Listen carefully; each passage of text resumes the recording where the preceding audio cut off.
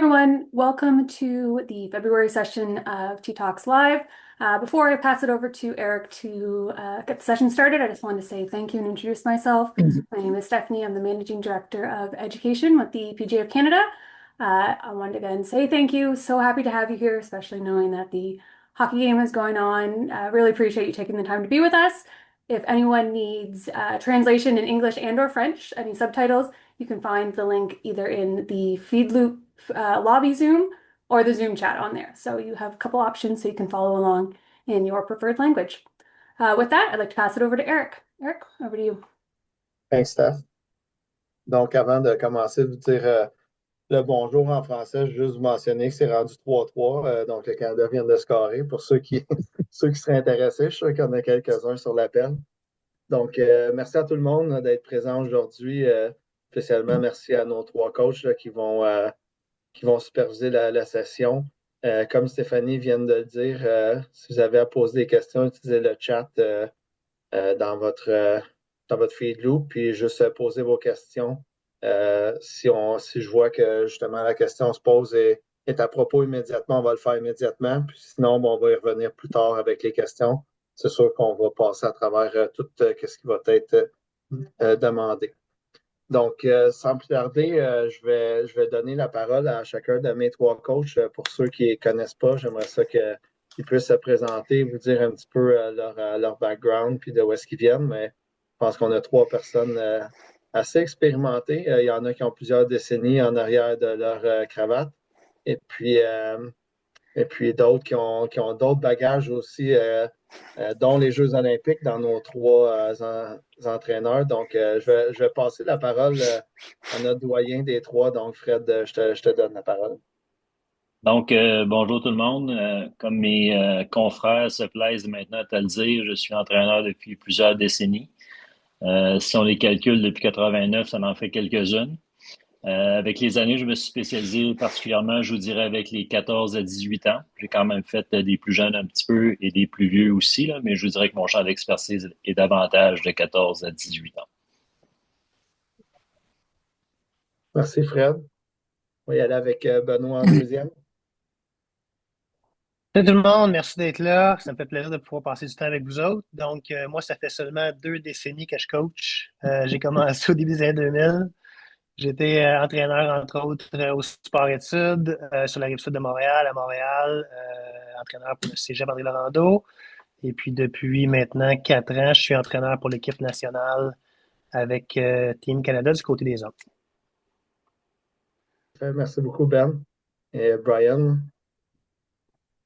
Oui, bonjour tout le monde. C'est le fun de voir autant de participants s'inscrire à l'événement d'aujourd'hui. En tout cas, moi, je suis vraiment comme un peu honoré d'être un des invités pour parler. Donc, moi, les décennies dans le golf, pas autant que mes deux confrères. Moi, j'étais plus dans le snowboard, mais j'ai fait mes débuts dans le golf dans les années 90. Puis j'ai mis ça de côté pour les opportunités en snowboard.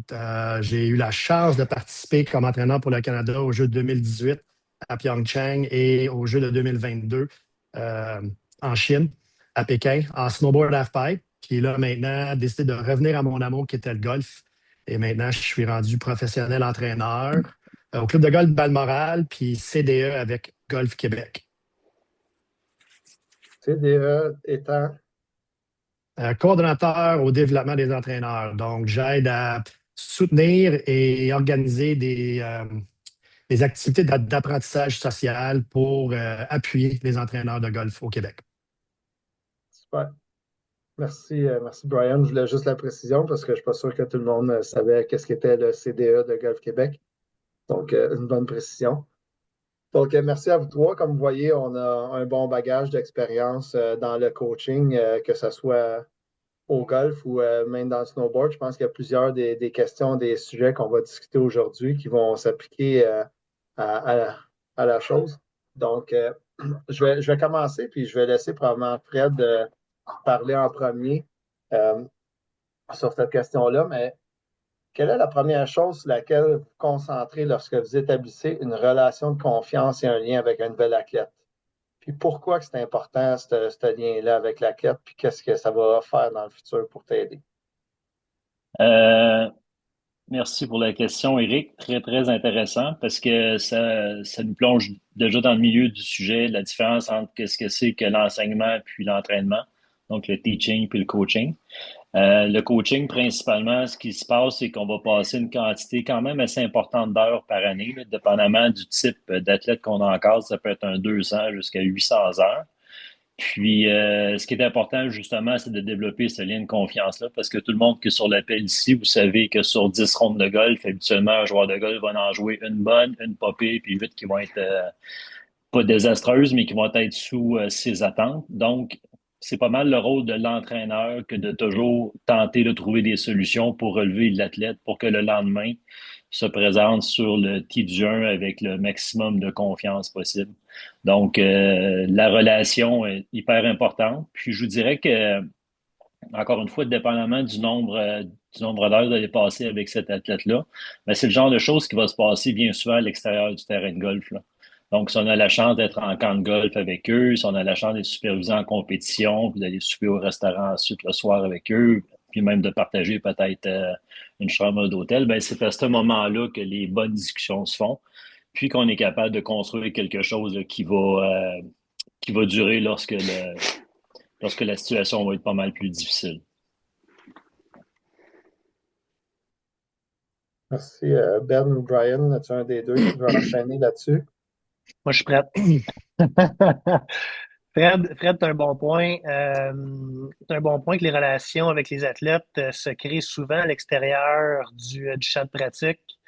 Ça fait, encore une fois, presque 20 ans en fait, plus que 20 ans que je coach. Je coach dans les écoles, j'ai coaché des joueurs en tournoi, on a fait des camps. Et puis, comme entraîneur, notre job, c'est d'aider les athlètes à se développer au maximum.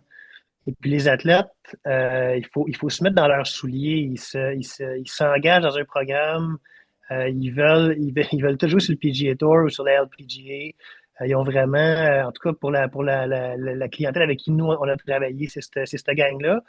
Puis pour eux, le coach qui en avant d'eux, c'est celui qui va les aider à pouvoir vraiment, tu sais, vraiment y arriver. Puis cette relation-là que tu arrives à créer avec l'athlète, cette connexion-là que tu arrives à créer avec l'athlète, c'est primordial dans ce que tu es capable d'y apporter par la suite. C'est vraiment la base du coaching que je fais. Les premières fois que je rencontre des athlètes ou des groupes d'athlètes, c'est sûr que il y a une base de structure et de discipline, mais à la base, ce qu'on fait avec la gang, c'est qu'on rit beaucoup. Je sais pas, toi, Fred, je t'ai rarement vu rire, mais je pense que je pense que tu as un bon sens de l'humour quand même.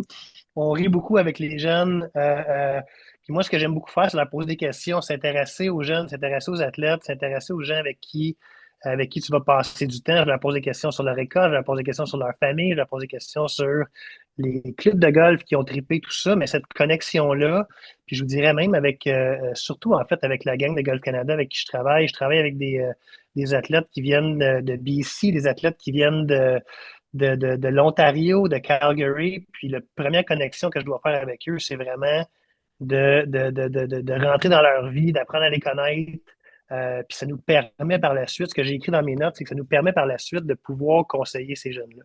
Fait qu'une fois que la connexion est établie, une fois que tu as passé du temps avec le jeune puis que tu es vraiment connecté, bien, ça te permet de pouvoir dire les vraies affaires. Hey, ça se passait bon. Hey, qu'est-ce que tu en penses? On travailler là-dessus.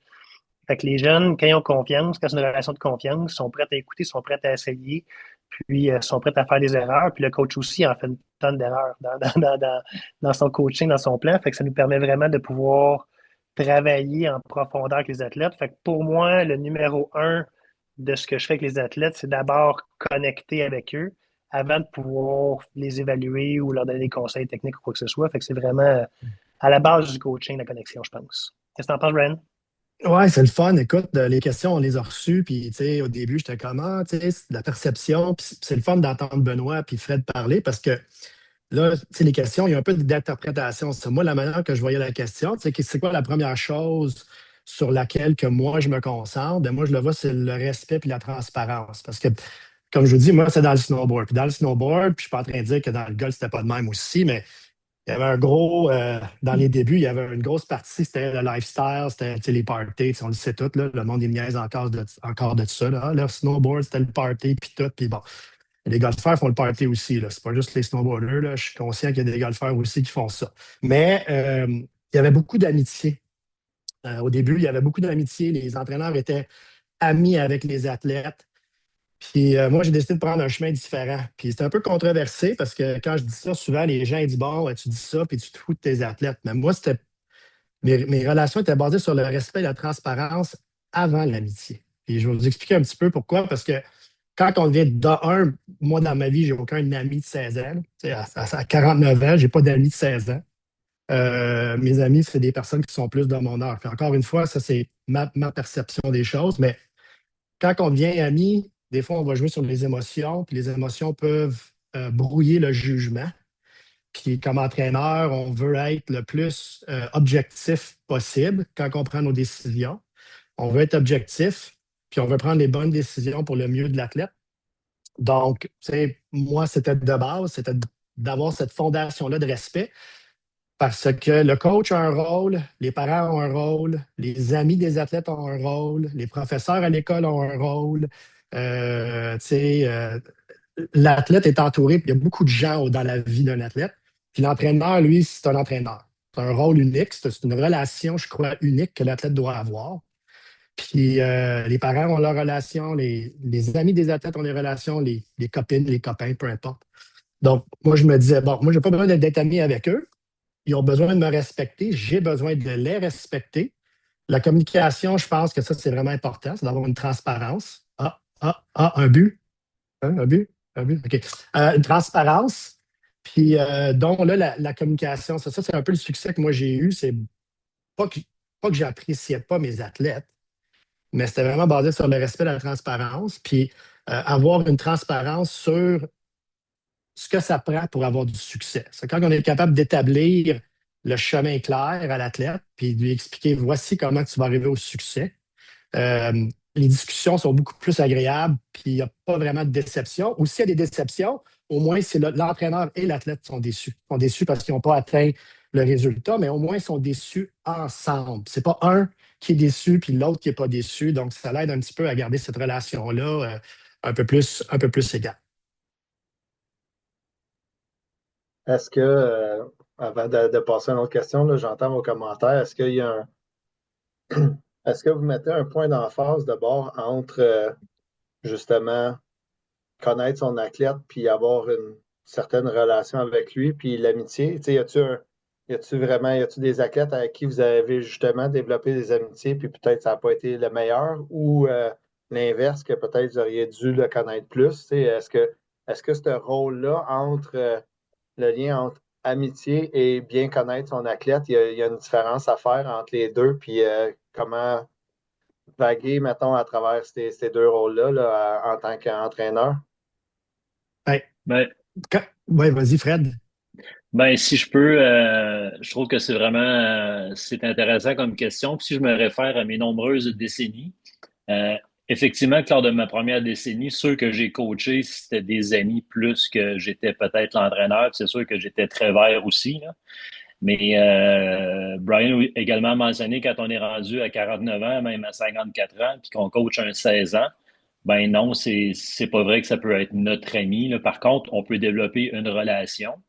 Puis cette relation-là va être davantage que l'athlète nous voit comme quelqu'un qui peut faire confiance, quelqu'un de solide, un leader. Donc, ça évolue avec l'expérience d'un entraîneur. Puis au niveau maintenant d'établir des liens de confiance, on a parlé beaucoup avec l'athlète, puis je suis d'accord, mais en 2026, maintenant, faut quasiment consacrer autant de temps à développer une relation avec les parents. Là. Tantôt, ce que je parlais d'aller au restaurant le soir, c'est important, pas tout le temps, mais qu'à l'occasion que les parents soient là pour que la communication se fasse sur le même niveau, pour être certain des enjeux, puis que ces parents-là comprennent bien qu'est-ce que c'est que le plan d'entraînement qu'on essaie d'introduire. Parce que en termes de gérant d'estrade, on est probablement le sport numéro un qui est le plus simple que quand les parents marchent dans le rough, c'est hyper facile de jouer à ce jeu-là. Là. C'est de la frapper 300 sur le tee, frapper un coup de fer à 6 pieds, puis faire le pot, puis faire ça 18 fois. C'est extrêmement simple à comprendre comme jeu.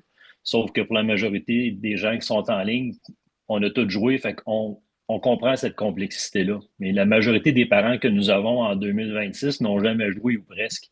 Fait que ça, c'est un défi de taille pour établir cette relation de confiance-là, c'est de passer beaucoup d'heures avec eux pour leur expliquer là, certaines choses qui sont fondamentales pour l'évolution d'un athlète. 100% d'accord, Fred. De mon côté, Brian, je suis légèrement plus jeune que vous autres. Fait que ma relation est un peu plus proche avec les athlètes. Il y a tout le temps une relation entraîneur-athlète. Ça, c'est tout le temps clair. Mais j'aime ça être assez proche de mes athlètes, c'est-à-dire pas de parler leur langage, mais d'aller vraiment connecter avec eux, rire beaucoup avec eux, passer du temps. Ça c'est ma façon à moi de coacher. Mais je renchéris sur ce que Fred a dit. La connexion avec les parents à travers mes 20 années, en passant des choses que que j'ai entendues certains entraîneurs que j'aime le moins, c'est à quel point ils n'aiment pas les parents. De mon point de vue, les parents, c'est eux qui, c'est eux qui payent. Puis moi, je passe autant de temps à jaser avec le parent ou presque, à leur expliquer qu'est-ce qu'on fait, comment on fait et pourquoi, et à connecter avec eux et de m'assurer qu'ils comprennent bien notre job qu'avec les athlètes. Pour moi, c'est hyper important que ce soit au téléphone, que ce soit en marchant avec eux, que ce soit dans un souper. Fait que pour moi, les parents jouent un grand rôle. Les athlètes, aujourd'hui, dépendamment de leur niveau, là, on forme une petite équipe autour, que ce soit l'entraîneur, des fois, il y a un préparateur mental, des fois, il se trouve avoir un préparateur physique, il peut avoir vraiment une grosse équipe. Pour moi, les parents font partie de l'équipe. Fait que d'établir une relation de confiance avec l'athlète, c'est important, mais avec les parents, c'est vraiment important aussi. Donc, oui, Ouais, donc puis je suis les d'accord avec. Oh, vas-y, Brian, vas-y, Non, Brian. Eric, c'est ça. Puis je suis d'accord avec toi, tu sais, répondre à ta question. Il y en a une relation qui se bâtit avec l'athlète, puis elle doit être, moi, je pense, unique, parce que les besoins de l'athlète sont différents. D'exemple, mon voisin qui est ami avec moi, il n'a peut-être pas les mêmes besoins. Euh, mais, tu sais, oui, avoir une proximité, bien comprendre l'athlète, être capable de bien communiquer, il y a des choses qui se rapprochent. Puis comme je vous dis, c'est un peu comme peut-être comme moi j'ai été élevé ou les expériences que j'ai eues moi dans le passé. Mais je voulais toujours garder, puis c'était peut-être pour me protéger, mais je voulais toujours garder une petite distance entre moi et mon athlète au cas où qu'un jour le parent décide qu'il veut changer de coach, que l'athlète décide qu'il veut changer d'entraîneur. Ben, c'était peut-être pour moi un mécanisme de me protéger pour ne pas avoir de la peine nécessairement ou pas sentir que j'ai perdu un ami dans ma vie. Donc, pour moi, les amis, c'est des choses, j'en ai pas beaucoup. Là. Je pense que je peux compter sur une main le nombre d'amis que j'ai proches. Puis pour moi, c'était un peu ça. Moi, quand des nouveaux entraîneurs, puis là, je vais faire la boucle, quand je rencontre un nouveau coach qui commence, puis il dit Hey, moi, là, je suis ami avec mes athlètes. Mais j'ai toujours des discussions avec cet entraîneur-là. Tu sais, qu'est-ce que tu veux dire? Peux-tu m'expliquer qu'est-ce que tu veux dire? Tu sais, par tes amis. Là, il dit, ben, tu sais, j'en avec, tu sais, que je suis capable de bien communiquer avec. Puis là, OK, je comprends. Ça, c'est juste de comprendre. Mais est-ce que le respect, il est là? Êtes-vous, tu sais, est-ce que vous entendez? Est-ce qu'il rouspète? Est-ce qu'il s'obstine? Est-ce qu'il te contredit? Est-ce qu'il te manque? Tu sais, c'est vraiment de s'assurer qu'en partant, le respect, il est là. De là, moi, j'ai toujours pensé que c'était la fondation d'une bonne relation, c'était le respect, là, que ce soit une relation personnelle, professionnelle. Si le respect il est là, on peut bâtir.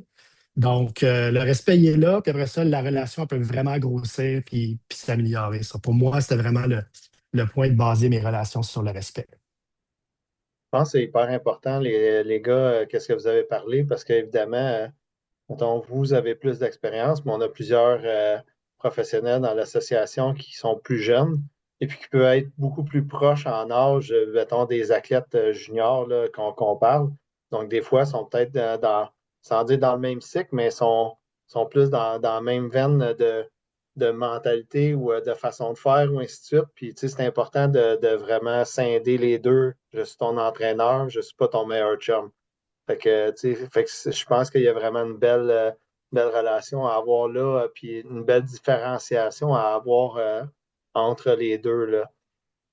Justement, on parle beaucoup d'athlètes, puis de personnalités, puis d'apprendre à les connaître, puis ainsi de suite. Puis je pense que ça mène à la prochaine question. Puis Brian, je pense que tu pourrais peut-être continuer là-dedans.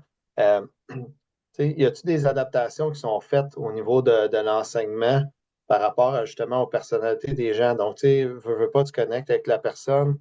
apprends à le connaître. Évidemment, il y a plein d'aspects qui sont liés avec ça. Tu sais, ça peut être le mental, ça peut être le physique, ça peut être les habiletés du cours, mais qu'est-ce qui fait en sorte dans tous ces éléments-là que la façon que tu vas approcher le jeune pour le style d'apprentissage que tu vas lui faire, là. Donc, tu sais, comment tu vas l'approcher en fonction de tous les acquis que tu as de connaître chacun de tes athlètes. Je pense que le timing a beaucoup à jouer là-dedans. La place où on va le faire, ça, tu sais, moi j'ai écrit tu sais, en ajustant mes interventions pour le moment, un peu avec tu sais, le type puis où est-ce que je vais le faire. Donc, tu sais, mon approche euh, va être en fonction de la situation que je dois intervenir dedans. Donc, est-ce que c'est une situation mentale? Est-ce que c'est physique? Est-ce que c'est technique? Est-ce que c'est une intervention auprès des parents? Est-ce que c'est avec les fédérations?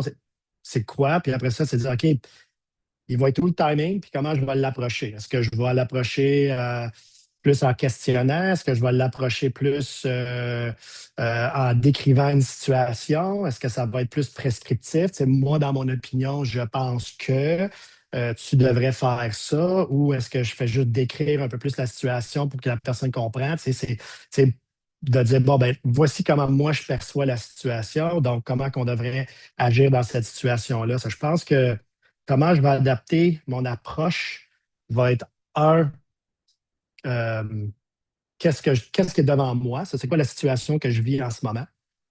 Puis deuxièmement, c'est OK, qu'est-ce que je vais utiliser comme intervention? Quel type d'intervention que je vais utiliser pour ou valoriser, enrichir ou améliorer une situation?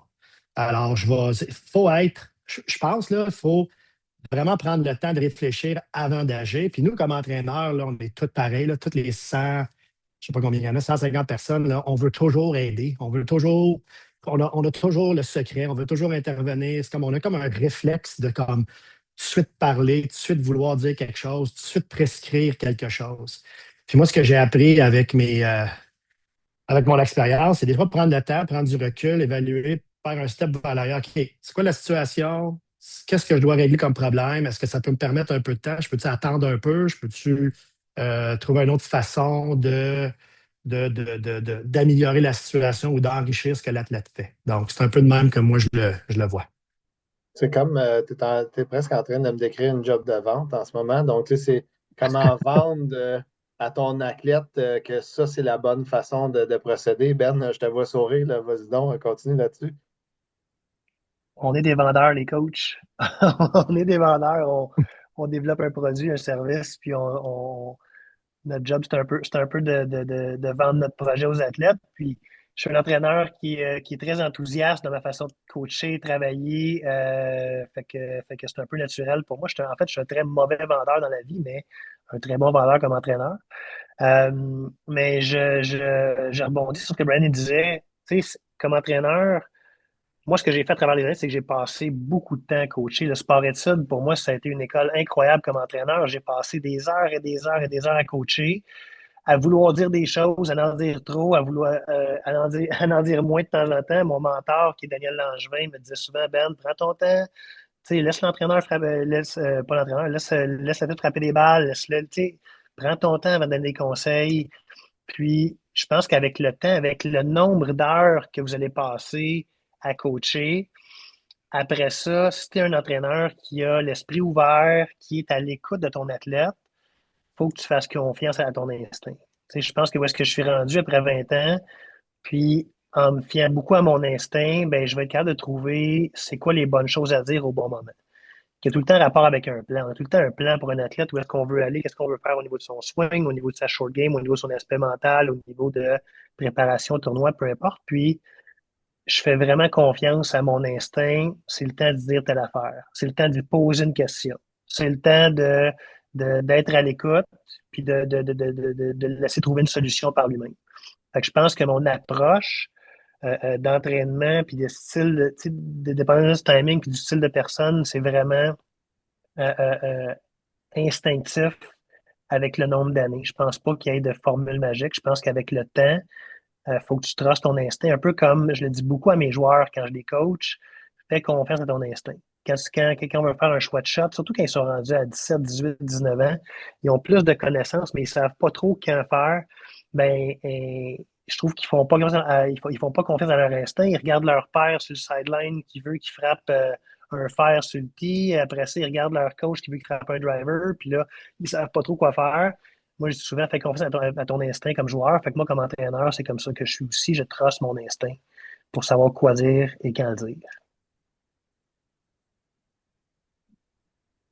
Réal, qu'est-ce que t'en penses? Ouais. C'est encore là? Ben, je pensais pas que ça sortirait de façon qui est unanime, mais effectivement que le coaching, c'est une job de vente. Puis, comme Ben, je suis loin d'être un très bon vendeur, mais je pense que ce qui va faire qu'on est un bon vendeur, c'est justement en n'ayant pas nécessairement de méthode, mais c'est la personne qui est devant nous qui va nous dicter de quelle façon qu'on devra faire la vente. Si par exemple, après l'évaluation des statistiques, on détermine que la balle a side spin trop sur la gauche, puis que nous autres, on évalue par exemple que c'est une main gauche qui est trop forte ou peu importe, ben, il y a des athlètes qui vont vouloir se le faire dire, puis ils vont acquiescer, puis ils vont être contents, puis ils vont travailler fort, puis ils vont le faire. Mais il y a d'autres athlètes qui vont se sentir comme attaqués. Fait que la façon de faire, lorsqu'on connaît bien cet athlète-là, c'est des fois seulement lui faire une proposition, c'est d'avoir une discussion qui est très, très large. Puis bien souvent, ce qui va se passer avec cet athlète-là, c'est que 2 semaines plus tard, il va nous revenir. Hey Fred, j'ai découvert qu'en plaçant ma main gauche de cette façon-là, que ma balle, elle side spinait moins. Donc, pour y arriver, il faut vraiment avoir une bonne connaissance de l'athlète. Puis nous, comme entraîneurs, il faut faire des essais. Puis comme Ryan l'a dit précédemment, on fait des erreurs continuellement. Mais plus qu'on vient à connaître notre athlète, plus qu'on est capable de se développer une stratégie pour passer nos messages, pour faire justement nos ventes. Puis le point sur ce qui est instinctif, effectivement, comme entraîneur, on n'a pas le choix d'avoir un plan, d'avoir une planification. Mais cette planification-là, elle est vraiment multi, là. On ne peut pas appliquer la même recette à tous les joueurs, sinon on va réussir seulement dans 25% du temps. Mais par contre, il faut avoir quand même certaines croyances, mais de les amener d'une façon pour que justement que notre athlète les achète, parte avec ça, puis que si c'est possible de l'améliorer sur le long terme, là. Ouais, effectivement, c'est des très bons points. J'espère que le monde comprenne que dans le fond, il n'y a pas de. Même si on a trois coachs qui ont fait ça pendant longtemps, ils n'ont pas nécessairement la méthode 101 pour le réaliser, mais c'est vraiment juste d'être plus à l'écoute puis de connaître le monde avec qui on travaille. Ça va être ça la clé, dans le fond, dans la réussite de notre approche. Puis en parlant justement d'approche puis d'entraînement, j'aimerais ça parce que je suis sûr qu'avec le temps, vous avez eu certaines occasions que vous avez fait des petits oups dans vos approches, comment vous fonctionnez avec certains athlètes. Donc, ça va arriver à tout le monde, ça va continuer d'arriver, ainsi de suite, puis il faut réussir à rebounder de ça. Mais dans le fond, moi, qu'est-ce que je me demande, c'est dans vos entraînements, dans vos approches d'entraînement avec des athlètes, y a-t-il une situation particulière là, que vous pourriez raconter au groupe, que vous vous souvenez là, que vous avez fait quelque chose qui n'a vraiment pas fonctionné comme vous l'aviez espéré? Puis qu'est-ce qui a fait en sorte que vous avez comme changé la façon ou comment vous êtes adapté à la non-réussite, si on veut, d'une certaine approche? Ben, si tu peux y aller. J'ai un exemple que je raconte souvent. Je ne sais pas si vous connaissez Christopher Vendette. Chris, il est rendu pro maintenant. Il a des bonnes performances comme pro. Il a joué 4 ans à Kent State. J'ai coaché Chris quand il est rentré au Collège de Montréal à 12 ans. Et puis, il était déjà très bon à 12 ans. Son père, Jimmy, qui est un pro de golf depuis longtemps. Chris, il joue au golf. Déjà un très, très bon jeune golfeur, très intelligent. Et puis moi, dans ma méthode de coaching, dans mes idées, ben, il y a une des pratiques qu'on a fait où est-ce qu'on bougeait la balle de droite à gauche, de gauche à droite, une balle plus basse, une balle plus haute. Donc, on travaillait plus la balle. Puis j'ai fait ça avec Chris dans un entraînement personnel. Je suis allé le voir chez lui. On a fait du travail ensemble un après-midi sur le range, puis au club de golf. Puis après 1 heure ou 2, il dit Ben, ça fait 3 jours qu'on travaille ça. Puis il dit, écoute, il y avait 12 ou 13 ans, là. Puis il dit, c'est pas moi, ça. Il dit, frapper des fades, il dit, j'ai ça. Fait qu'il dit, moi, je veux frapper que des draws. Puis moi, comme entraîneur, j'ai pris un pas de recul. Puis mon premier réflexe, c'était de me dire, ben mon petit, hein, tu vas faire comme je veux. Puis finalement, je dis, ben non, peut-être qu'il a raison. Peut-être qu'il n'aime pas se frapper des cartes. Puis c'est déjà un bon kid, il est assez intelligent. Fait qu'à 12, 13 ans, j'ai eu l'humilité d'écouter un kid puis de dire, bon, ben parfait, le kid frappe des draws, puis je change mon idée, je change la méthode. Fait que mon idée, c'était en partant de travailler certains aspects du jeu. Puis il m'a fait changer d'idée. Puis c'est à partir de là que je parle tout le temps à quel point il faut être à l'écoute des joueurs, il faut être à l'écoute parce que si j'avais insisté sur le fait de frapper des fades ou des balles plus hautes à Christopher Vendette, ben peut-être qu'il aurait jamais développé, peut-être qu'il serait jamais développé comme il l'a fait. Donc, c'est vraiment important d'être à l'écoute, de prendre le temps de changer de plan ou de prendre un pas de recul, dépendamment de ce qui se passe. Mais c'est des exemples que j'ai en tête et que je compte tout le temps pour mettre ça en lumière. L'adaptation, Ben oui. numéro un. Ouais. Puis, tu sais, Benoît, tu sais, je t'écoute, puis ce que tu as dit, puis la mienne vient un peu en lien avec ça. Puis la question en premier, tu sais, vous rencontrer un moment ou une approche d'entraînement qui n'a pas fonctionné tout le temps. J'en ai comme plein, mais là, c'est un peu la question, il y en a-tu une qui ressort du lot un petit peu plus, là? Ouais, moi, il y en a une, puis c'est un peu en snowboard, mais un peu en lien avec ce que Benoît il disait, c'est prendre le temps d'écouter l'athlète. Moi, c'était en préparation pour les Jeux de 2018. Mon athlète, elle voulait pratiquer une manœuvre qui était un double saut périlleux dans la demi-lune, là. Puis ça avait une des premières à son âge, à 16 ans, de faire ça. On a passé tout l'été, tout l'automne à faire de la trampoline, à la préparer, tu sais, travailler avec un préparateur mental, bâtir un plan pour que quand on serait sur neige en octobre, on commence à faire cette manœuvre-là. La journée arrive, gros soleil, il fait beau, elle a bien dormi, elle a bien déjeuné, elle s'est bien activée. L'équipement est sa coche. Écoute, c'est un paysage féerique en Suisse. Va demander mieux.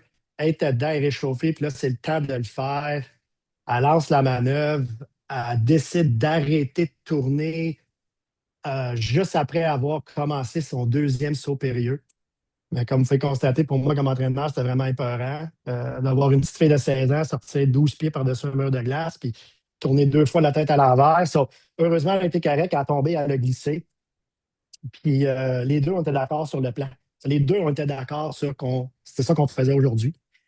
Ça, le plan était bâti, la préparation a été faite, la journée était parfaite, aucune raison, puis ça n'a pas fonctionné. Ben là, on a dit, OK, je pense que c'est mieux, on va retarder ça, on va mettre ça de côté, on va aller chercher de l'aide de spécialistes, on va appeler ton préparateur mental, on va aller chercher quelqu'un en biomécanique, puis on va trouver des gens qui vont t'aider, puis on va refaire le plan. Ça, même le plan qu'on a bâti qui était excellent, puis on avait coché toutes les cases pour faire cette manœuvre-là. Il en manquait encore, puis la seule manière de savoir s'il en manquait, c'était de l'essayer. On n'avait pas le choix.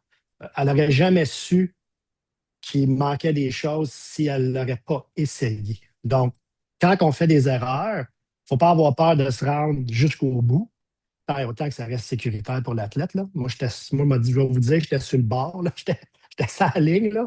Mais il ne faut pas avoir peur d'aller jusqu'au bout parce que ça va nous donner beaucoup d'informations sur qu'est-ce qui manque.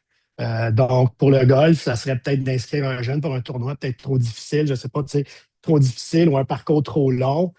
On essaye, ça ne fonctionne pas, bon, on est capable. Donc, dans l'échec, hein, on apprend dans l'échec. Donc, pour moi, ça a été ce moment-là où l'entraînement n'a pas fonctionné comme on voulait, mais on a été capable de retirer de l'information pour pouvoir améliorer la situation. Fred, je sais que tu aurais plusieurs exemples, mais es-tu capable de peut-être nous parler d'une fois là, qui t'a peut-être plus marqué, qui t'a aidé justement dans tes pratiques? Tu m'enlèves souvent les mots de la bouche, hein? Donc, des exemples d'échecs, j'en ai des centaines de milliers. J'en ai quelques-unes qui m'ont comme un peu plus marqué. Là, quelques années avec Kevin, on était à Q2, puis il y a un trou que ça nécessite un T-shot qui ne doit pas excéder 2,40 parce que passé 2,40, le landing est autour de 20 verges. Donc, discussion en soirée avec lui et son cadet de l'époque, Michel Genois, pour confirmer que moi et Mike, clairement, ce qu'on voyait sur le tee, c'était ce shot-là et Kevin ne voulait pas la faire. Mais on a quand même trop insisté. Puis lui, dans son cas, la façon de nous faire mal se sentir, c'est qu'il est arrivé sur le tee, il a pris le bâton qu'on lui avait demandé de faire et effectivement, il l'a bloqué à droite, il s'est retrouvé dans une mauvaise situation et a fait un double. Et le lendemain, de prendre son driver, de la mettre quasiment sur le green, de la chipper et de faire le putt par la suite. Donc, de s'impliquer dans un plan de partie, par exemple, avec certains athlètes, c'est nécessaire parce qu'ils ont ce besoin-là. Fait qu'encore une fois, c'est de mesurer à quel endroit je fais mes ventes et à quel endroit que je les fais pas. Fait que dans le cas d'un golfeur qui a un bon QI, qui a une belle confiance en lui, puis qu'il peut être décisif lorsqu'il va faire son swing, le plan de partie comme entraîneur, on peut pas y toucher. Puis si on a un goût d'y toucher, comme je l'expliquais précédemment, il faut être très, très subtil. Donc, c'est en soupant le soir qu'on lui repose deux, trois questions. Qu'est-ce que tu penses de ça, ça, ça? Puis on le laisse se coucher là-dessus. Puis le lendemain matin, bien souvent, il va arriver avec la bonne réponse. Puis maintenant, les choses qui fonctionnent, mais ça, c'est plus difficile de s'en apercevoir parce que quand ça fonctionne, mais on se dit, coudonc, on prend ça comme acquis. Fait que j'ai vraiment très peu d'exemples d'avoir dit des choses à des athlètes puis d'avoir changé complètement leur partie. Peut-être à part Sarah Maud, puis tout le monde, vous allez trouver ça que ça n'a aucun bon sens. Sarah Maud Junot, il y a quelques années, lorsqu'elle jouait sur la LPGA, de lui apprendre que, contrairement à l'exemple de Ben sur Chris, tout simplement de lui apprendre à travailler par le centre. Donc, si on avait une pin qui se retrouvait sur la section droite du green, on travaillait la balle du centre de gauche à droite. Puis lorsque la pin était à gauche, on y allait de droite à gauche. Ce qui, dans ma tête, est d'une éclair. Puis j'ai probablement parlé de ça avec elle pendant 4-5 ans. Puis à un moment donné, j'ai eu sa présence. Elle m'a dit, ah, effectivement, ça, c'est une maudite bonne idée, je le fais. Mais moi, dans ma tête d'entraîneur, ça fait déjà 4-5 ans que je tentais d'inculquer ça. Puis ça faisait juste passer parce qu'elle n'était pas nécessairement rendue là dans son développement. Donc, il y a des fois qu'on fait des choses qu'on trouve qui sont anodines, puis on a seulement que les oreilles de notre athlète, puis qu'on prend vraiment le message, puis ça peut avoir un impact qui est intéressant sur leur jeu par la suite. Je pense, j'avais une question dans le chat là, qui venait de Jimmy, puis là, on parle de s'adapter, puis ainsi de suite, puis je pense que ça vient bien connecté avec ça. Il dit comment ramener un athlète de 17 ans qui gagne tout et de lui dire de ne pas focuser sur un résultat actuel, mais se focuser sur un objectif dans un championnat ciblé. Donc, je trouve qu'on était dans le département justement d'adaptation, puis je pense qu'on est là un petit peu. Là. Je ne sais pas s'il y en a un de vous trois qui a peut-être une réponse à ça.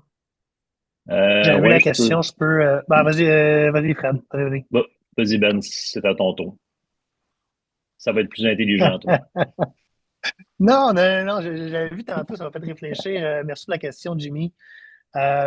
Puis c'est sûr que Jimmy, j'aimerais ça te poser plus de questions pour comprendre la situation encore mieux, parce que il y a certains détails qui peuvent faire toute la différence.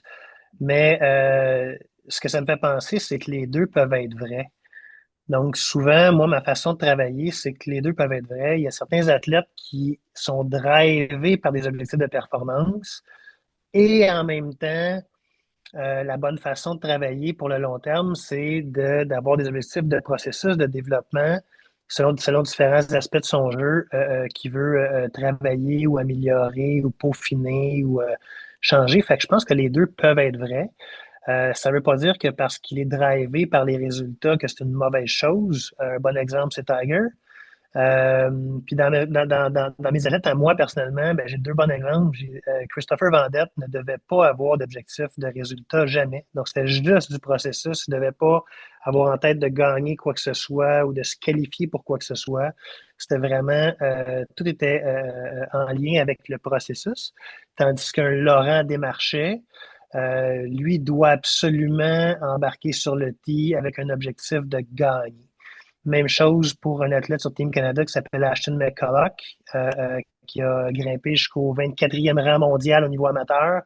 Il ne peut pas embarquer sur le tee avec uniquement un objectif de processus. Il doit avoir un objectif de remporter, de gagner. C'est comme ça qu'il est à son meilleur.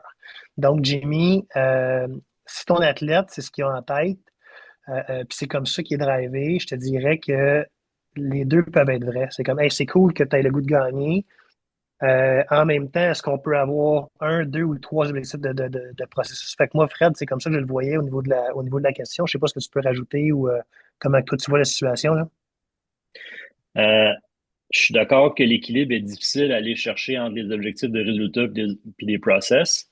Par contre, on sait que dans notre cher sport qui est le golf, si c'est de gagner qui est l'objectif, puis ça devient un petit peu obsessif, maladif, on gagne pas souvent au golf, là. Tu sais, quand ils sont kids, puis qu'ils gagnent, puis qu'ils sont contents, puis qu'ils aiment ça, mais qu'ils pensent qu'à 20, 22, la même chose va se produire de façon aussi fréquente, puis va continuer de le faire à 26, à 27, ben, ça peut venir un peu difficile au niveau de la motivation. Fait que c'est pour ça, encore une fois, je me répète, nous, comme entraîneurs, on a un job de vente à faire, puis c'est vraiment d'orienter notre athlète à toujours avoir peut-être un ou deux objectifs de process. C'est ça qui va peut-être nous permettre de tenir dans le temps, puis également va nous permettre de pouvoir, lorsqu'on fait un debriefing de compétition, que le score n'est pas là, qu'on n'a pas gagné, mais qu'on peut revenir sur quelque chose qui est positif, qui peut être intéressant pour l'athlète. Donc, sur le long terme, je pense que les objectifs de résultats, ça vient essoufflant pour tout le monde. Trop de process, pas assez de résultats, ça peut devenir un problème aussi parce qu'on ne sera jamais dans la performance. Fait que je te dirais que c'est probablement dans cette direction-là que je m'en irais. Lui, sa question, il a mis une couple de précision, là. Peut-être que vous n'avez pas vu, les gars, mais dans le fond, qu'est-ce qu'il disait, c'est qu'il y a un athlète qui est un parent d'ancien pro champion, puis oncle champion en France. Puis l'athlète, dans le fond, il performe. Puis quand il arrive au championnat de France, il n'est pas capable de performer à cause de l'historique familial, du fait que, tu sais, il y a d'anciens athlètes qui ont gagné, ainsi de suite. Je sais pas, tu sais, ils se mettent trop de pression, ainsi de suite. Fait que, tu sais, quel genre de méthode qu'on pourrait trouver pour l'aider là-dedans. Là, on s'entend qu'on est rendu probablement dans un aspect plus mental que d'autres choses, là, mais c'est ça, c'est comment réussir à aller toucher la fibre là, qui va faire en sorte que cet athlète-là est capable de performer partout, même si là, il y a un objectif vraiment de performance, de ce que je comprends, là, vraiment très intense pour un tournoi spécifiquement. Moi, je trouve que tu touches le bon point, c'est que nous, comme entraîneur-chef d'un athlète, on est compétent dans à peu près tout, mais je peux pas parler pour Ben et pour Brian, mais je suis pas spécialiste dans rien. Donc, l'aspect mental, je pense que je m'y connais assez bien pour amener mon athlète à un certain niveau. Mais là, on parle de quelque chose qui, dans mes compétences, est dans un autre ordre d'idée que de revenir dans le passé sur ce que les grands-parents ont fait, les parents ont fait, quel genre de pression que l'enfant se met. Ça, j'irais nécessairement chercher quelqu'un dans mon équipe de soutien là, pour venir t'accompagner cet athlète-là. Là.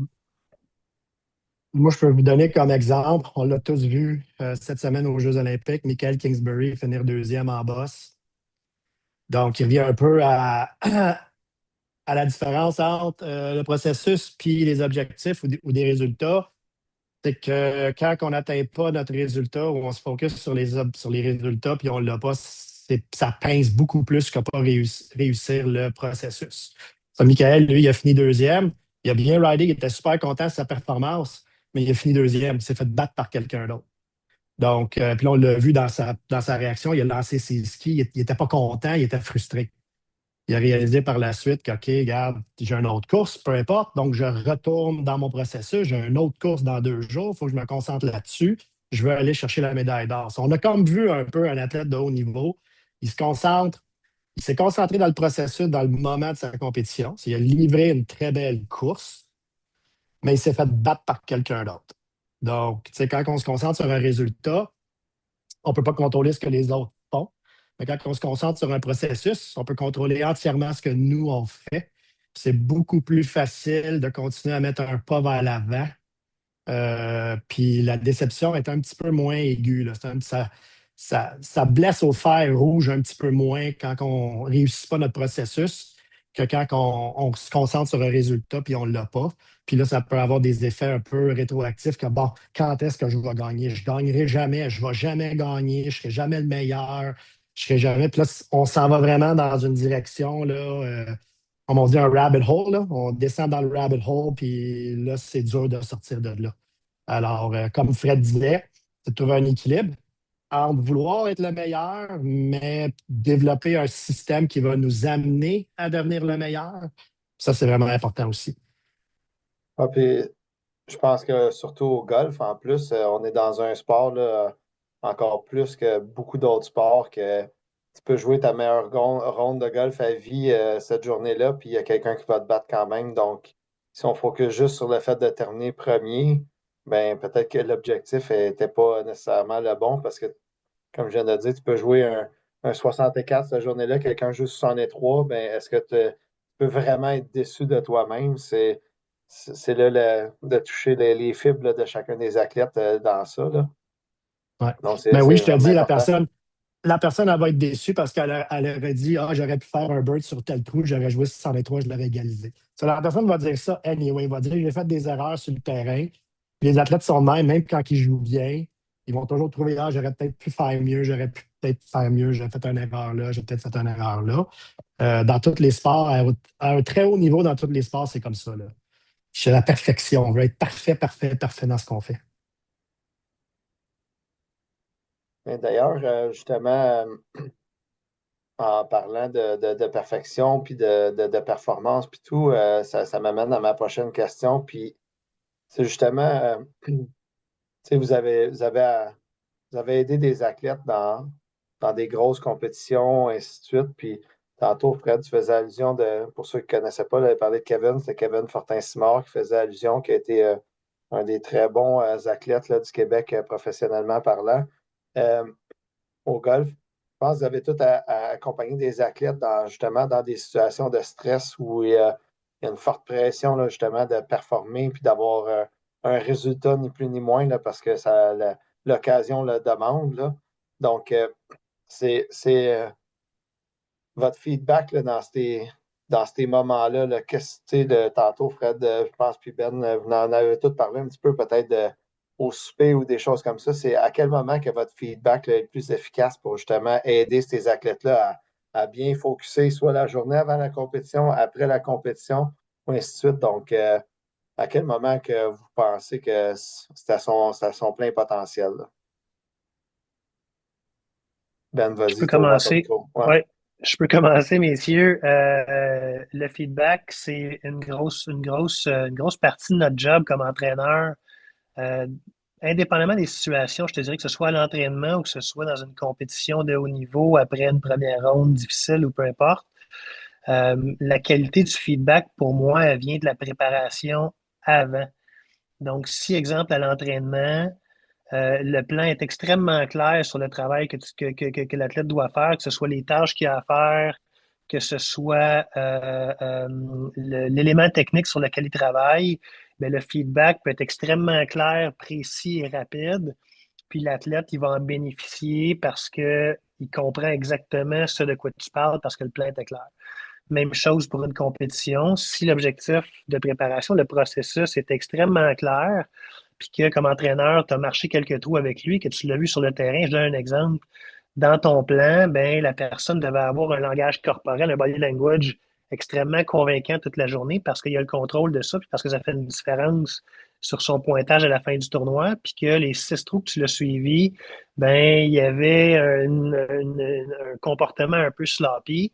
Ben, le feedback de fin de journée est extrêmement facile à faire parce que le plan était clair au départ. Maintenant, comment donner le feedback? Des fois, c'est en posant des questions, des fois, c'est un petit commentaire rapide, des fois, c'est un clin d'œil, des fois, c'est une joke. Donc, avec l'expérience, avec le temps, on apprend à, à donner des feedbacks de la bonne façon, mais moi, je dirais que le feedback, il vient avec la préparation avant. Quand c'est clair, l'athlète comprend précisément qu'est-ce qu'il a fait comme erreur ou comme bon coup. Puis, il va être capable de faire les correctifs là, assez rapidement en général. Là. Qu'est-ce que tu en penses, Fred? Ben, je pense que c'est un petit peu l'essence du coaching versus le teaching. Comme Ben le mentionne, si par exemple on identifie que le langage interne d'un athlète est pas une force pour lui, mais plutôt un handicap, puis qu'on attend le matin même du tournoi pour introduire cette notion-là, ben, habituellement, ça va vraiment pas bien. Là. Donc, c'est lorsque nos saisons se terminent au mois de novembre qu'on doit faire un bon wrap-up, fixer les objectifs pour l'année.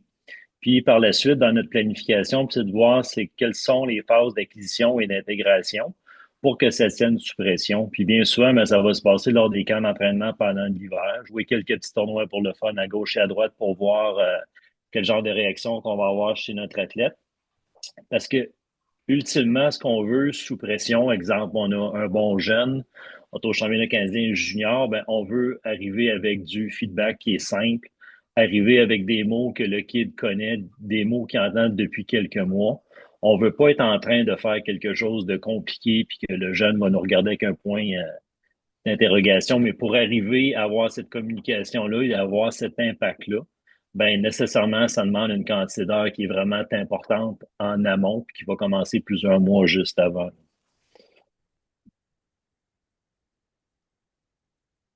Moi, j'ai Brian? surtout apprécié, Benoît, c'est l'importance de bien préparer avant. Si on a l'intention de faire des interventions ou un debrief ou du feedback après, ou il faut avoir, le avant est aussi important que le après. Pour pas avoir de la confusion avec l'athlète, pour pas, ça peut pas créer de confusion. Donc, moi, les meilleurs moments, c'était toujours un peu, je laissais l'athlète vivre le succès ou vivre la déception. Ça, c'est quand on compétitionne, c'est un des deux, là. On est heureux ou on n'est pas heureux. On les laisse vivre. Puis par la suite, moi, c'était plus l'heure du souper que j'avais ces moments-là où mon athlète était plus calme. Les émotions sont passées, l'adrénaline a baissé un petit peu. Puis là, j'étais capable d'avoir une discussion avec l'athlète sur comment il se sentait, si je voyais que l'athlète avait de la misère à se concentrer ou avait la tête ailleurs, s'en aller dans cette direction-là. Ça, c'est un moment-là, comme j'ai dit plus tôt, hein, prendre le temps de vraiment observer la situation, aller chercher toute l'information nécessaire avant de faire une intervention.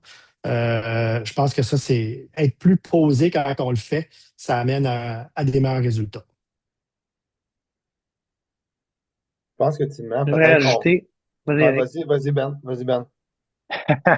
On parle de feedback par rapport aux athlètes. Fred puis moi, incluant l'équipe à Fred et Daniel Langevin, mon mentor, on est probablement les entraîneurs qui ont passé le plus de temps en compétition avec les athlètes. Puis on croit que c'est vraiment important en golf de le faire. C'est pas nécessairement régulier de le voir à travers le Québec et j'essaie de me promener aussi à travers le Canada, à travers les États-Unis. Puis les coachs qui se promènent avec les athlètes, c'est pas régulier en golf.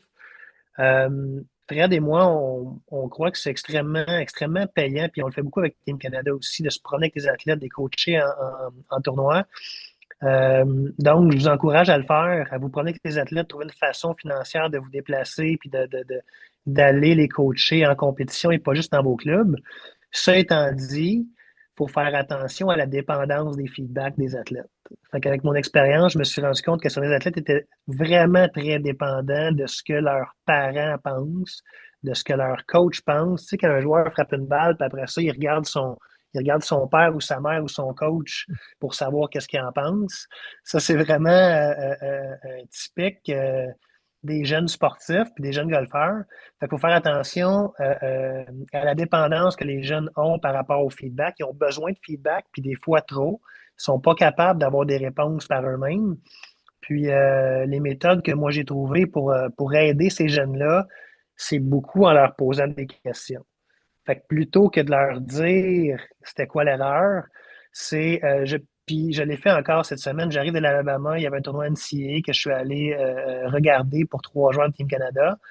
Et puis, un des joueurs qui habituellement est très stoïque sur le terrain, il était très déçu durant le tournoi. Première ronde, première journée, en fait, ils ont joué 36 trous. Il y avait un langage corporel qui était vraiment différent d'habitude, beaucoup plus négatif que d'habitude. Puis, dans nos échanges qu'on a eus par message texte en soirée, il me dit qu'est-ce que tu as vu aujourd'hui, puis tout ça, ben j'ai posé une question, j'ai dit qu'est-ce que toi tu dirais à un jeune talentueux qui travaille les bonnes affaires, mais qui n'a pas encore de résultats présentement. Fait que ça, c'est la question que j'y ai posée par message texte. Puis sa réponse par la suite, elle est excellente. Parce qu'ils sont intelligents, les jeunes. Ils savent comment parler à leurs amis ou à leurs frères et sœurs. Ils ont souvent de la compassion. Fait que quand on leur demande d'avoir de la compassion pour eux-mêmes, puis de se conseiller eux-mêmes, ils sont capables de le faire. Fait que des fois, des feedbacks, c'est de leur apprendre à se parler de la bonne façon, à se poser les bonnes questions pour pouvoir retomber dans le plan puis retomber dans le mode solution plutôt que dans l'émotion négative du moment. Fait que c'est ce que je voulais rajouter, là, de faire attention à ce que les jeunes ne soient pas dépendants des feedbacks. Je pense qu'est-ce que je voulais ajouter parce que je vous écoute parler, puis je pense qu'on est beaucoup dans la confiance de l'athlète. Tu sais, vous avez parlé beaucoup de choses, mais les choses, moi en tout cas, que j'entends à mon oreille, puis probablement que les autres sur l'appel ont entendu, c'est d'une certaine façon, vous essayez de trouver des moyens que l'athlète soit le plus confiant possible quand il embarque sur le T du 1, puis qu'il puisse jouer sa partie au meilleur de ses habiletés parce qu'il sait qu'il est capable. Tu sais. Donc, dans le fond, c'est d'atteindre ce niveau-là, je pense, la job de l'entraîneur, c'est d'atteindre ce niveau-là avec l'athlète qui embarque sur le T, puis qui a une certaine certitude là, de qu'est-ce qu'il s'en va faire sur le terrain. Si je ne me trompe pas, là, peut-être confirmer là, que vous êtes d'accord ou pas, mais je pense que c'était vraiment un sentiment vraiment important, surtout dans le golf où on sait que quand on arrive à un certain niveau, une grande majorité du résultat provient du fait que le mental est du bon bord. Et donc là, le rôle de l'entraîneur, ce qui différencie de l'entraîneur de l'enseignant, c'est tout le travail fait avant le tournoi. C'est vraiment ça qui est important. C'est toute la préparation que tu vas mettre, tout le temps que tu vas mettre avant l'événement va faire une différence. Puis pas juste le temps, mais comment tu le planifies, qu'est-ce que tu vas insérer à tel moment. Donc, c'est là, vraiment le nerf de guerre pour l'entraîneur, c'est le avant. Parce que durant, là, dès qu'il est sur le tee, là, c'est fini. Là. C'est à l'athlète d'exécuter. Alors, une fois que ça c'est fait, on peut juste nous apprécier la performance de l'athlète, observer, puis par la suite faire des interventions. Ouais. Je sais qu'il nous reste juste une couple de minutes, là, mais j'avais une dernière question pour vous autres, là, juste en concluant. Mais Moi, je suis là pour une heure encore.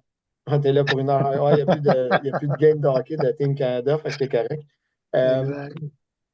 J'avais une question de Ghislain Poisson dans le chat qui marquait j'aimerais vous entendre sur la place qu'occupe le développement des habiletés mentales. Le Fred, tantôt, tu as fait allusion à peut-être aller chercher de l'aide à l'extérieur de tes capacités. Donc, je ne sais pas si vous voulez juste répondre à cette question-là, Ghislain, là, par rapport à tout ce qui est habilité mentale.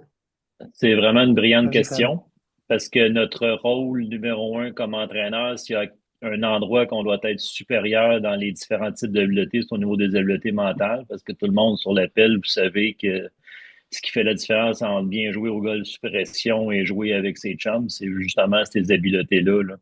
Puis si on doit référer un psychologue sportif à chaque fois qu'il y a une situation, ben, on remplit pas pleinement notre rôle d'entraîneur en golf.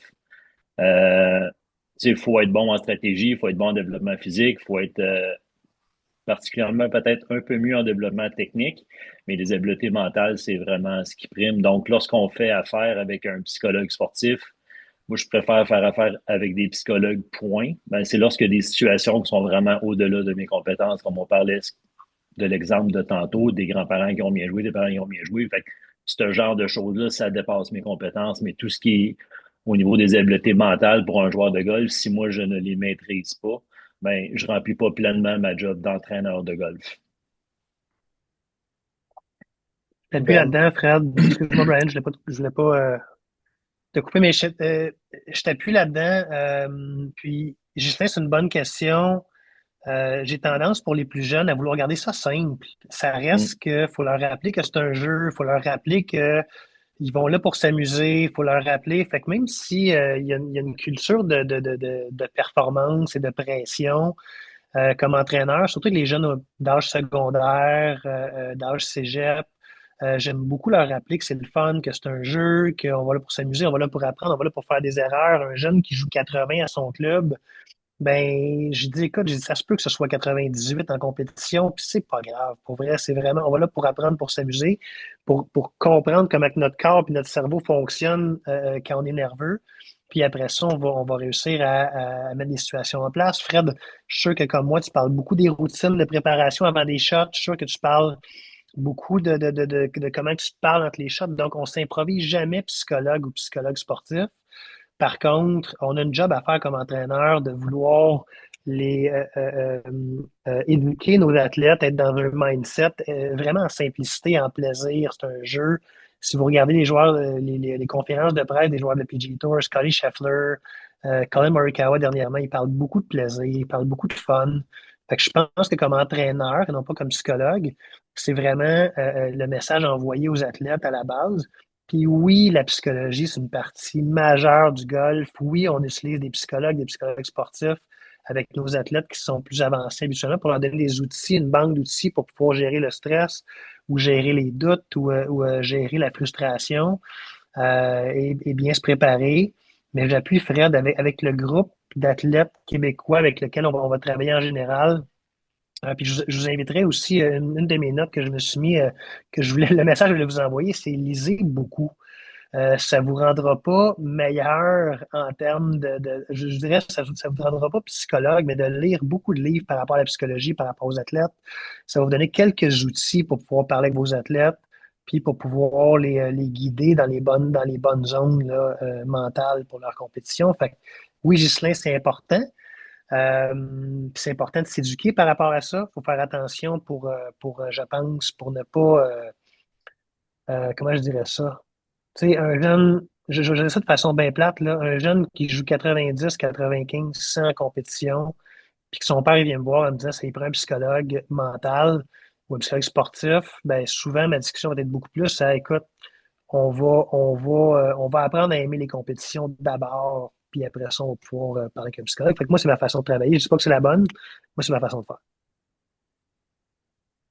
Il n'y a pas de, il y a pas de baguette magique. Tu sais, de devenir fort mentalement, c'est un processus. Puis c'est long, puis ça prend du temps. Puis, tu sais, moi, mon plus gros conseil, c'est si un entraîneur veut rentrer dans ce monde-là avec l'athlète, l'athlète, il faut qu'il soit ouvert à vouloir travailler là. Il y a beaucoup d'athlètes qui disent j'aime pas ça être dans ma tête, j'aime pas ça penser à ça. Tu sais, il y a beaucoup d'athlètes qui sont réticents vers ça. C'est encore un tabou dans notre société, hein, quand on dit préparateur mental, tu dois être malade dans la tête. Tu sais, il y a encore un tabou vers la psychologie qui existe encore. Donc, c'est de l'éducation. C'est de l'éducation. Les entraîneurs, il y a beaucoup d'outils qui sont disponibles pour aider. La communication aide beaucoup. Parler beaucoup. Laisser l'athlète parler.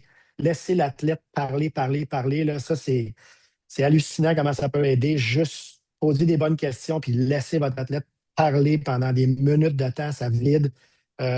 Puis en parlant, c'est là qu'on s'écoute puis qu'on réalise certaines choses.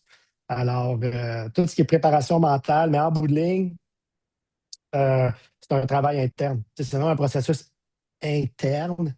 Puis avoir de l'aide externe, c'est difficile avec la psychologie. C'est pas comme aller au gym en préparation physique. Je veux des gros biceps, mais mon préparateur va me faire faire ça ici pendant 2 semaines, puis je vais avoir des gros biceps. Préparation mentale, c'est pas de même que ça marche. Alors, c'est un processus. Parfait. Merci les gars. Pour ceux qui n'ont pas vu le chat, il y a quelqu'un qui a posé la question, savoir des exemples de livres. Fred, il a mis un auteur, puis Ben, d'après moi, il avait ça pas trop loin dans son ordinateur. Il a sorti une liste de ses livres Moi, favoris. j'étais Là. prête. Il y en a quelques-uns, donc si jamais vous voulez aller regarder dans le chat pour voir les types de livres là, que Ben s'est inspiré, il y en a quelques-uns là-dedans euh, qui vont pouvoir peut-être vous aider ou si vous voulez aller lire, vont être bons. Euh, Question, les gars, juste avant de terminer, là, puis je sais qu'on a débordé un petit peu dans le temps, mais je pense que le monde, il y a beaucoup de commentaires qui nous disent qu'ils apprécient notre conversation puis les insights. Puis je voulais juste aller dans un angle parce que vous avez tout touché à ce domaine-là. Est-ce qu'il y a une différence entre un athlète masculin et une athlète féminine que vous avez géré à travers le temps? Est-ce que comment vous avez traité ça, le fait d'avoir peut-être des femmes sur ou des filles dans ce cas-ci qui sont juniors versus un gars? Y a-t-il des façons différentes que vous enseignez par rapport à ça, des fois les émotions, ainsi de suite? Donc, y a-t-il des petites différences qui font? Puis peut-être aller vers le niveau, si on avait des coachs un peu plus au féminin. Toi, Ben, tu touches avec les équipes nationales qui ont des coachs femmes pour coacher des femmes. Donc, est-ce qu'il y a est-ce qu'il y a un lien là qui est vraiment important d'avoir femme-femme ou même si c'est un homme avec des filles, ça ne dérange pas trop, mais il faut juste s'adapter. Donc, peut-être juste me guider là, dans cette question-là. Moi, je parlerai qu'en Plus présence de personne mon avec les filles, avocat. ben ouais. Je ne parlerai qu'en présence de mon avocat. Mais Fred, tu as Euh, beaucoup d'expérience avec les femmes, par exemple. oui, oui, beaucoup d'expérience, mais je vous confirme, c'est pas pareil pantoute. L'adaptation, c'est hyper important. C'est vraiment deux situations totalement différentes.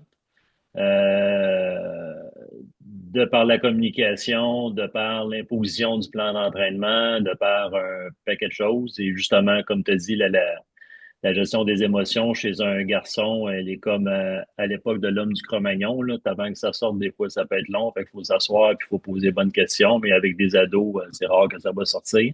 Alors qu'avec une fille, ben, habituellement, quand tu es dans un championnat provincial ou un championnat national, ben, il va leur arriver de pleurer à un moment donné de la compétition. Puis c'est vraiment correct de faire ça aussi. Sauf que comme entraîneur, ben, faut pas être surpris que si on sort de la supervision du championnat provincial garçon, ben, faudra pas agir de la même façon que pendant le championnat provincial filles. Ça va être deux choses complètement différentes. Puis, fait que c'est au niveau encore de l'adaptabilité, là. Puis, Ben, une des choses qu'il a dit qui était vraiment le fun, c'est de l'instinct, là. Comme père de famille, d'avoir eu des gars et des filles, ben là, tu reviens à tes instincts. Qu'est-ce qu'il faut faire dans le moment présent pour aider ton athlète, que ce soit une femme ou que ce soit un homme. Brian, tu travailles avec des filles sur ton côté? Ouais, hein? Ben, mon athlète que je suis allé aux Jeux Olympiques, c'était une jeune fille. Donc, je l'ai coachée pendant 12 ans de temps. Et moi, j'étais chanceux. Ma conjointe, Catherine, c'est une entraîneur nationale en snowboard. Elle aussi, elle a fini son diplôme avancé en coaching, en snowboard. Puis ça, je vous le dis, moi, j'étais très chanceux. C'était un luxe que j'avais, là. Mais j'ai été capable de littéralement offrir à mon athlète le meilleur des deux mondes. Quand c'était plus émotionnel, elle avait besoin de pleurer sur l'épaule de quelqu'un, elle avait Catherine. Ça avait ce lien émotionnel-là avec ma conjointe. Le lien plus de mère, un peu d'un sens, là, tu sais. Puis quand c'était le temps de travailler, puis se remonter les manches, puis comme juste exécuter, là, c'est moi qui embarquais. Donc, j'ai été capable de créer cet environnement-là pour elle, qui l'a amené à avoir du succès. Donc, dans des moments, pas tous les moments, là, mais dans des moments difficiles, ben, ma conjointe était là pour justement stepper in puis avoir ces conversations-là avec elle. Ça, le lien féminin était là. Puis moi, j'étais capable de me retirer, faire confiance à ma conjointe. Puis elle me reportait après. Elle dit, OK, Brian, elle dit, durant les entraînements, Elisabeth trouve ça dur, trouve ça dur. Tu peux-tu changer ton approche ou on peut-tu détourner ou faire un petit pivot puis ça va dans une direction? Elle dit, parfait. Ça, moi, je prenais le feedback que ma conjointe me donnait. Puis après ça, je l'insérais dans l'entraînement le lendemain pour aider Elisabeth. Elisabeth, c'était pas caché, là. On faisait pas. Elisabeth, elle le savait que ça se faisait, ça. Mais là, elle se sentait à l'aise de le dire plus à Catherine qu'à moi, en sachant que le message allait être transmis à moi d'une façon différente aussi, parce que ma conjointe sait comment me parler. Elle était capable de me donner l'information, puis moi, j'étais capable de l'appliquer. Puis ça, c'est une chose que je voulais dire avant que tout le monde quitte, mais il ne faut pas avoir peur de demander de l'aide. Puis il faut pas avoir. Puis il faut se bâtir une équipe de confiance. Une des questions, c'est qu'est-ce qu'on laisse avant, si un entraîneur peut avoir quelque chose avant la fin, c'est de demander de l'aide, puis vous bâtir une équipe de confiance. Ça, je pense que ça peut aller vraiment, vraiment, vraiment loin dans votre coaching. Donc, c'est ça. Puis les gars, c'était un petit peu plus facile. Les gars, quand je coachais un jeune athlète pour les Jeux de 2010 pour Vancouver, malheureusement, il s'est blessé la dernière qualification avant les Jeux.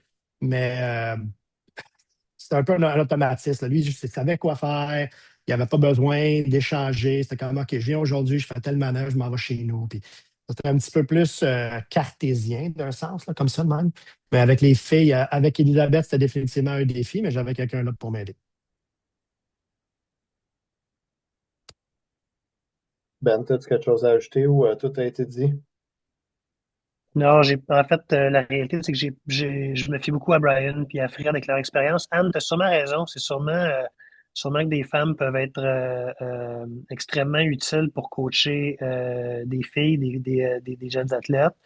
J'ai peu d'expérience avec les filles, j'en ai, mais ceux avec qui j'ai eu mes meilleures expériences, moi, je les ai pas coachés différemment des gars. Fait que moi, c'est l'expérience que j'ai eue avec l'équipe nationale. Tu sais, de mon point de vue, bien plate, c'est qu'un bon coach, c'est un bon coach. Puis oui, il y a certaines athlètes qui peuvent probablement bénéficier d'être coachés par une femme.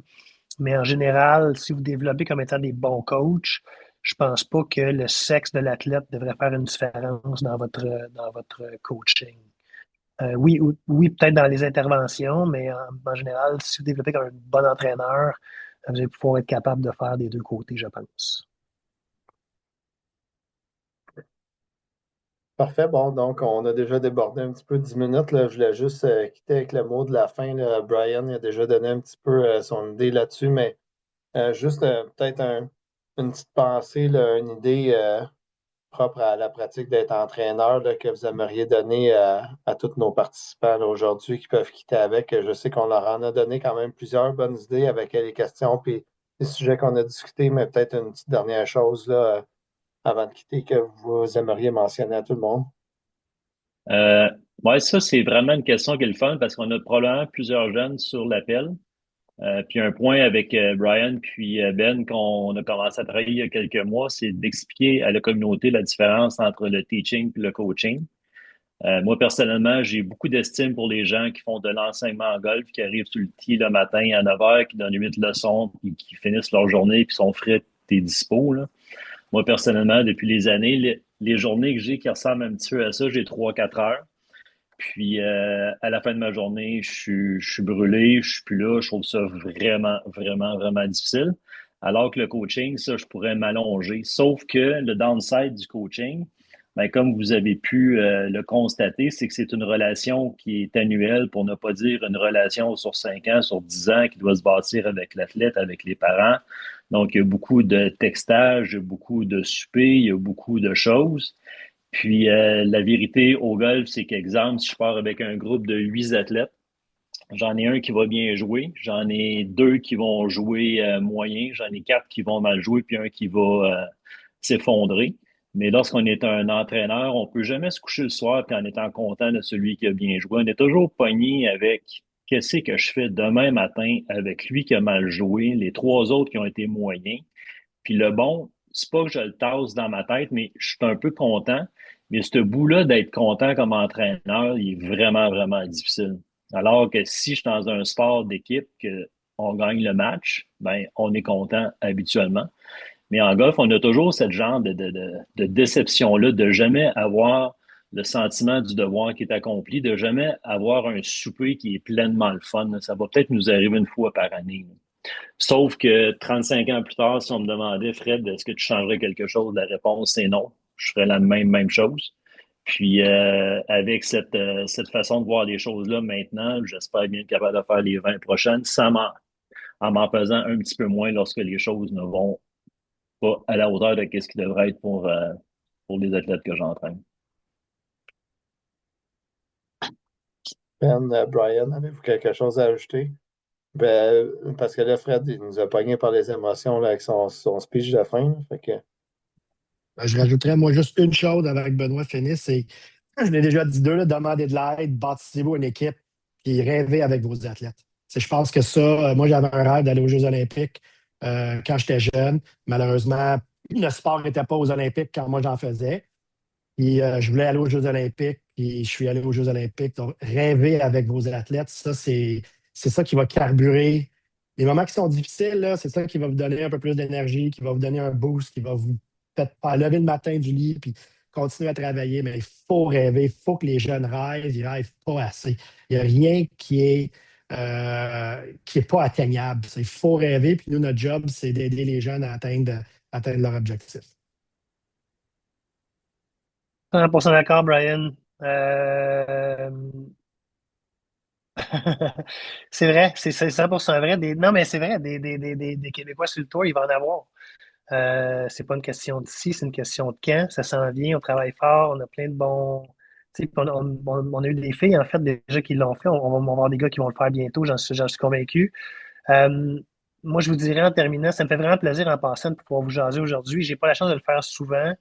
Ceux qui ont des questions, vous pouvez me rejoindre par courriel, par texto, sur les réseaux sociaux, peu importe. Là, je suis pas très actif sur les réseaux sociaux, mais ça me fait vraiment plaisir de pouvoir partager ce que je fais. Puis ceux qui ont des questions, n'hésitez surtout pas. Mais je vous dirais, ce qui fait la grosse différence, comme n'importe quoi, c'est plus on en fait, plus on devient bon. Fait que si vous voulez coacher, coachez pas juste un athlète une fois par semaine. Je vous dirais, si vous aimez le coaching, là, organiser des trainings, organiser 2, 3 par semaine. Un training, c'est pas 1 heure et demie. Un training, c'est 2 heures et demie, 3 heures. Les parents aiment ça, les jeunes aiment ça. Vous allez apprendre beaucoup, beaucoup, beaucoup en coachant, coachant, coachant, plusieurs heures par semaine. Déplacez-vous en tournoi avec vos athlètes, même si des fois, c'est pas ce qu'il y a de plus payant. À long terme, ça devient extrêmement, extrêmement gratifiant et payant. Fait que je vous encourage à coacher beaucoup, à avoir du plaisir à le faire, puis à nous rejoindre, là, Fred, Brian et moi, si vous avez des questions dans le futur. Super. Merci, merci les gars. On va terminer là-dessus. Je veux juste être sûr de vous remercier encore une fois de votre partage, de mettre votre expérience à profit là, pour tous les membres.